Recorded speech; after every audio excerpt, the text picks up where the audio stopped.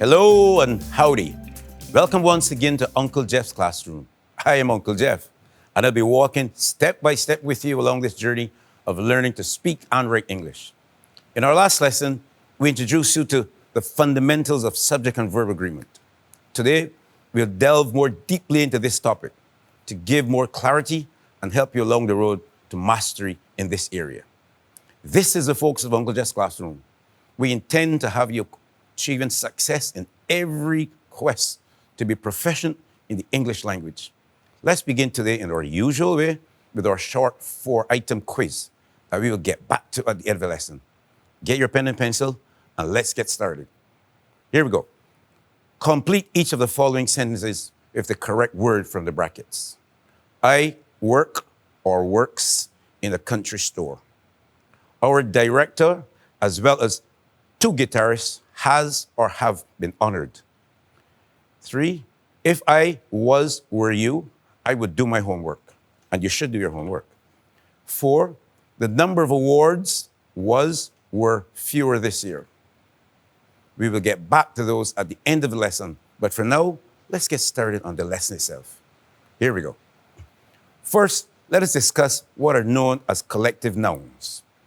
Collective nouns functioning as a single entity always carry singular verbs. There are a number of those that are used to identify a group or collection of one entity or another. Example, a flock of birds was perched on the tree last evening. A herd of sheep is grazing in the field.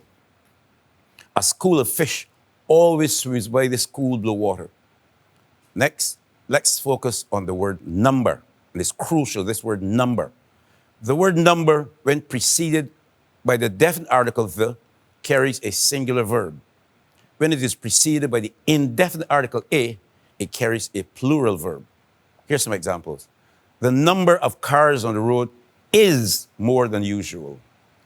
A number of boys have chosen to attend the match today. See? If it's the definite article the, singular verb. The indefinite article a, plural verb. Don't forget that. Now let's get to the impact of the adverbial phrase on a sentence.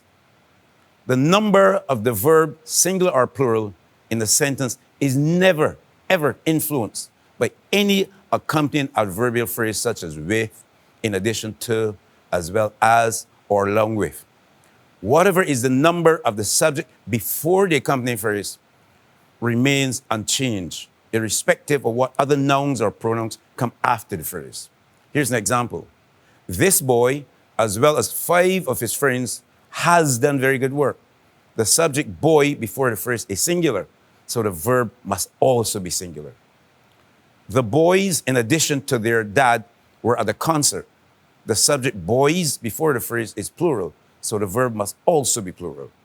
There are times when 2 proper nouns are joined by the conjunction and, but serve as one entity. Don't forget, this is another subject and verb agreement arrangement. A proper noun begins with a capital made up of one or more nouns, functions one entity, is singular, and must carry a singular verb. Antigua and Barbuda has many beaches. Pudding and sauce is a tasty dish. You don't say pudding and sauce are, pudding and sauce is. Now we go. Agreement in person is always important. This is significant in one particular area. Whereas we use the letter S to make nouns plural, a verb only carries an S at the end in the third person singular of the present tense and can only have a singular noun or one of 3 pronouns as a subject. He, she, or it. None other. The horse runs very well. He takes his bat to school every day.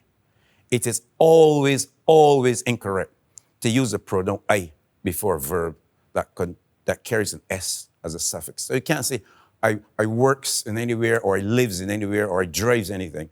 Always wrong, okay? Now, let's go to contractions. Contractions are sometimes employed in speaking and writing, but one should be specially noted.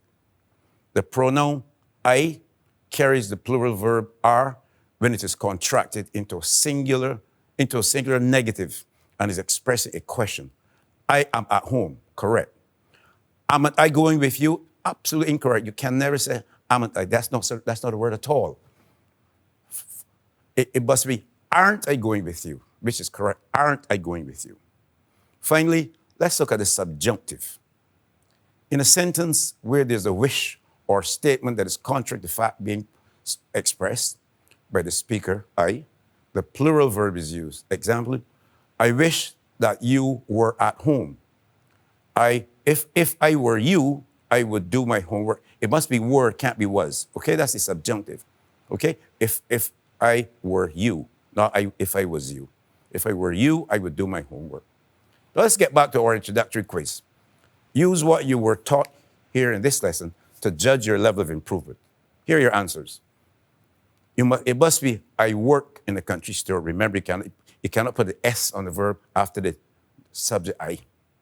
Our director, as well as the two guitarists, has, because whatever comes after the adverbial phrase must be totally ignored, has been honored.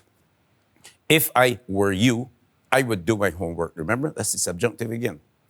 And finally, the number of awards was fewer this year. The number, singular, a number will be plural, okay?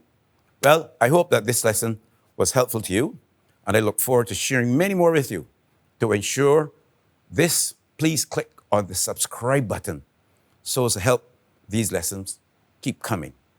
I thank you and say goodbye for now from Uncle Jeff to you who spent that time, this last few minutes with me here in Uncle Jeff's classroom. Until next time.